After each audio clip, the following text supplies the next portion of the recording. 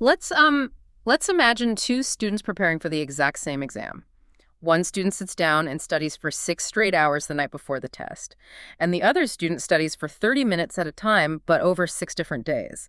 If both of these students earn an A on Friday's test, which student do you think will actually remember the material a month later? Well, it's the classic academic showdown, right? I mean, while both students achieve the immediate goal, which is getting the A on Friday, the student who distributed their practice over time is vastly more likely to retain that information long term. Right. The 6-hour student, they might not remember a single concept by Monday morning. Yeah, they really won't. Welcome to the deep dive, everyone. Today we're looking at the ultimate betrayal in education. Like why a perfect A on Friday can turn into total amnesia by Monday. Exactly. We are exploring the massive and frankly alarming gap between short-term performance and durable learning. So, okay, let's unpack this. Let's look under the hood of that 6-hour cram session. As educators, we all know cramming doesn't work long-term. Oh, yeah, we see it all the time. Right, but we need to understand the mechanism behind the illusion. Like, why does the brain trick a student, and often the professor grading the quiz, honestly, into believing that permanent learning has just happened?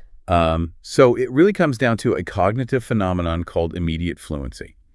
When a student is engaged in massed practice, which, is just the technical term for cramming, they are repeatedly encountering the exact same information while it is still highly active in their working memory. And working memory is just a temporary holding zone, right? Exactly. Because the information is sitting right there, their answers get faster. The material starts to feel incredibly familiar. I mean, they read the chapter, they look at their notes, they answer the study guide, and there is zero friction. The answers just flow. Yeah, but the problem is that they are confusing that temporary ease, that fluency, with durable learning. The information hasn't been encoded deeply into their long-term memory at all. It's just temporarily accessible. Right, because they literally haven't stopped looking at it.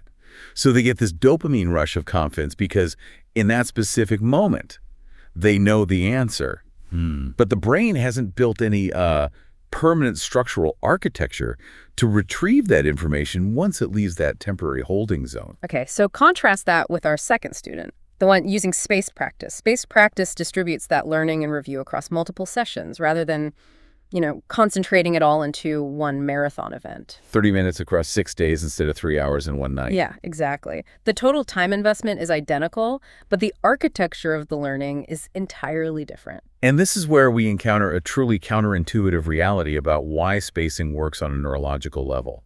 Like, one of the main reasons spaced practice is so effective is because some forgetting naturally occurs between those practice sessions. Wait, hold on. I want to push back on that a little because my instinct as an educator, and I imagine the instinct of anyone listening who teaches, is to stop students from forgetting at all costs. Sure, it feels wrong to let them forget. Right. Like, let's say I teach organic chemistry. My syllabus is already packed to the absolute brim. If I allow my students to forget material between Wednesday and Monday, and they come in struggling, I am going to lose precious instructional time reteaching old material. How is this not just a recipe for falling behind schedule? Well, I get that. It feels like a threat to your schedule, but we have to reframe what that struggle actually represents. The forgetting isn't a failure, it's actually the catalyst for permanent encoding. Really? Yeah. When some time passes and a memory degrades just a little bit, it forces the student to work harder the next time they encounter the material. Because they can't rely on that immediate fluency anymore. Exactly. They can no longer rely on that superficial familiarity from their working memory from 5 minutes ago. They have to actively search their long-term memory, reconstruct the ideas, and correct the pieces they lost. Oh, I see. That struggle, the friction of trying to remember, is the exact process that builds a stronger neural pathway. If you prevent them from forgetting by constantly reminding them, you are robbing them of the opportunity to build the pathway. Okay, so we need to think of learning less like filling a bucket and more like training a self-driving car. Oh, I like that. Yeah, like if you only train an autonomous vehicle on sunny, empty highways, which is basically massed practice, it performs flawlessly. But the moment it rains or a pedestrian steps out, it crashes. Because it hasn't been forced to process complex, degrading information. Right. You actually have to feed the system messy, chaotic data, let it struggle to identify the variables and recalibrate. That friction is what makes the algorithm robust, like rebuilding a muscle, right? Staring at a weight does nothing. You have to break the muscle down a bit and work to lift it so it grows stronger. That captures the mechanism perfectly. When students revisit partially forgotten information, they're engaging in retrieval practice. Simply seeing the same information again, like rereading highlighted notes, does almost nothing for long-term retention. It's passive. Totally passive. The real neurological benefit happens when a student first attempts to recall what they learned, feels that slight struggle, and then uses their notes or your feedback to verify and deepen their understanding. So spacing creates the necessary delay for that productive struggle to happen. Yes, exactly. Let's ground this in some real disciplines, because our sources highlight some fantastic examples of what spaced practice actually looks like in a college course. Okay. Take a nursing program, for instance. A traditional massed practice approach would be teaching medication calculations or vital sign ranges in week 2, testing the students on Friday, and then never formally requiring those calculations again until the final exam. And in that scenario, when the student hits the final exam in December, they will have entirely lost the pathway to that information. A nurse cannot afford to forget how to calculate a dosage just because the dosage unit ended in October. Right. So a spaced approach means the faculty member ensures students revisit those exact calculations repeatedly throughout the entire semester, long after the official unit is over. Yeah. Or look at the humanities. When students are analyzing late 19th century historical texts, the professor explicitly requires them to apply early 18th century historical theories to the new material.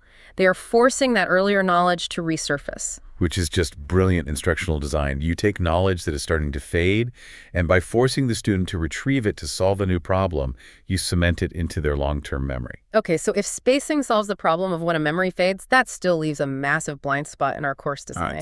Well, let's assume a student has mastered spacing.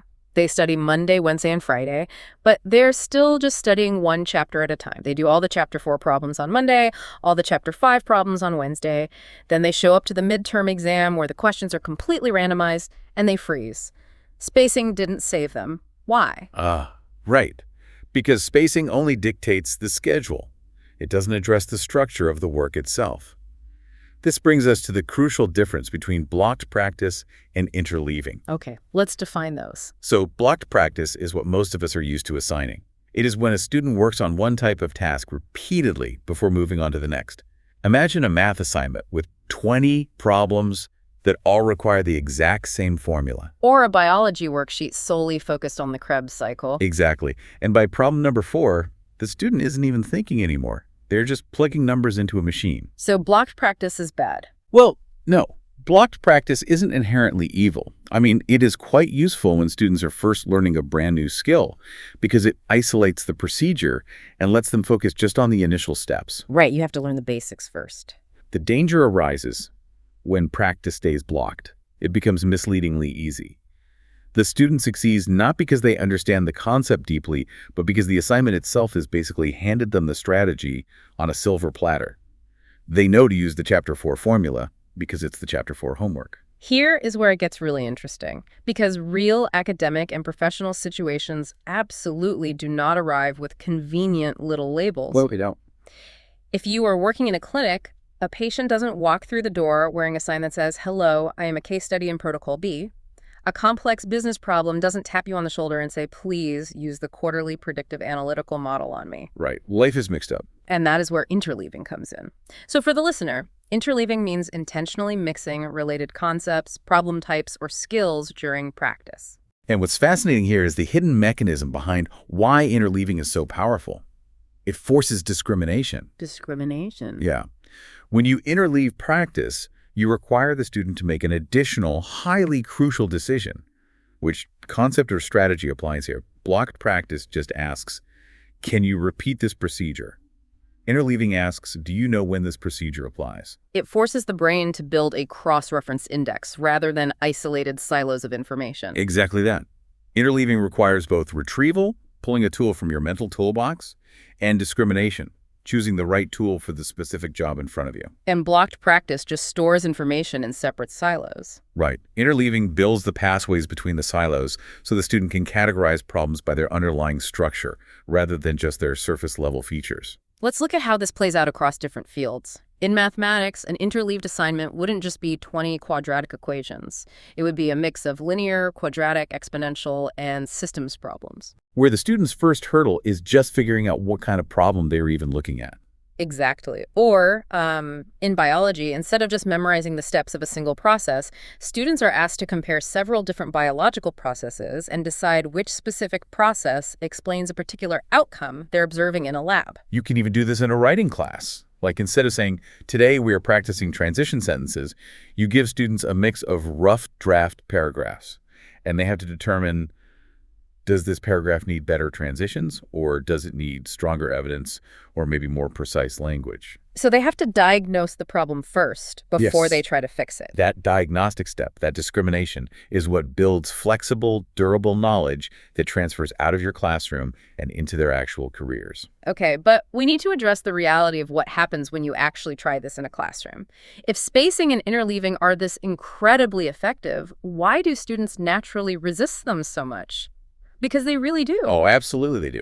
If you try to mix up the math problems, or if you ask them about a concept from 3 weeks ago, they get frustrated. They hesitate. They make errors. It takes them longer to finish the assignment. Yeah, it's not a comfortable feeling for them. And frankly, as a faculty member, getting negative feedback on course evaluations because the class feels quote-unquote too confusing is a real concern. The friction is very real, and it's rooted in how we've conditioned students to view learning. I mean, students naturally prefer blocked practice and cramming because it gives them that immediate dopamine hit of feeling competent quickly. It feels like they're mastering it. Right. Spacing and interleaving strip away that illusion of mastery.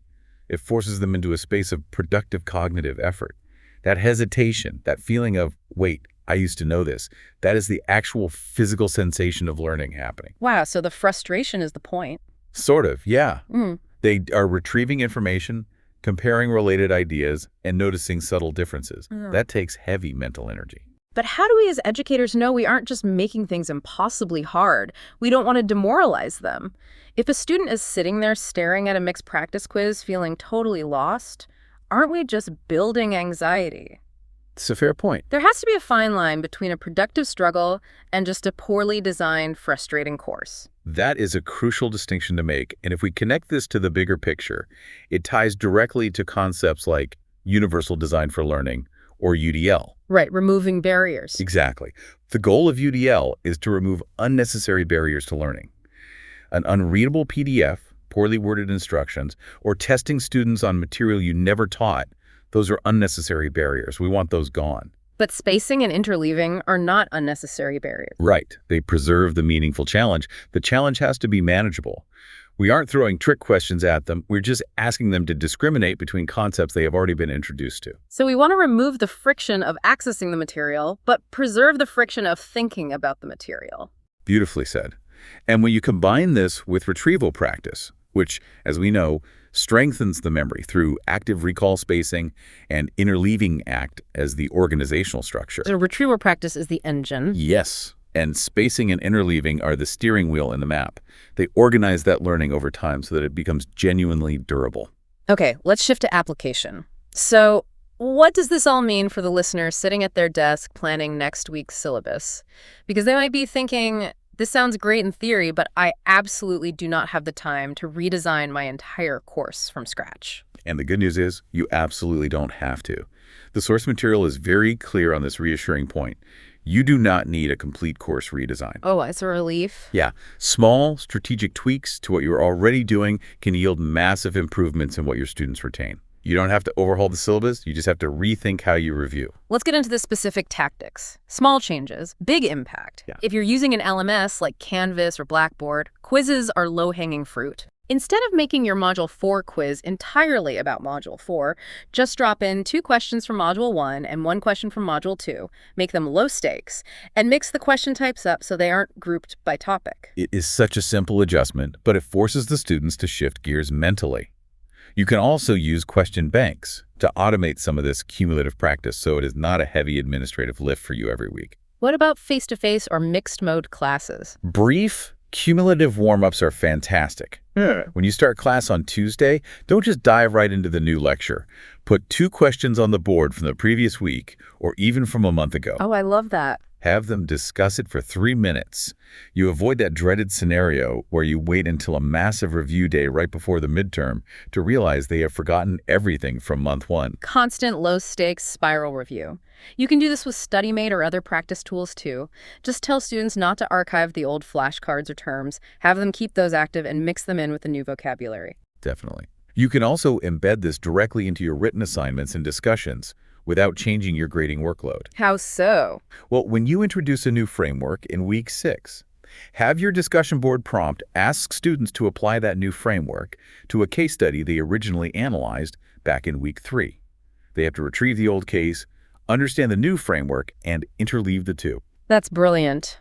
Now, the sources do bring up a highly relevant point regarding the role of AI in all of this. Ah, yes. If the goal of interleaving is to build discrimination, forcing the student to decide which tool to use AI can completely short-circuit that cognitive process if we aren't careful. This is a vital warning for the modern classroom.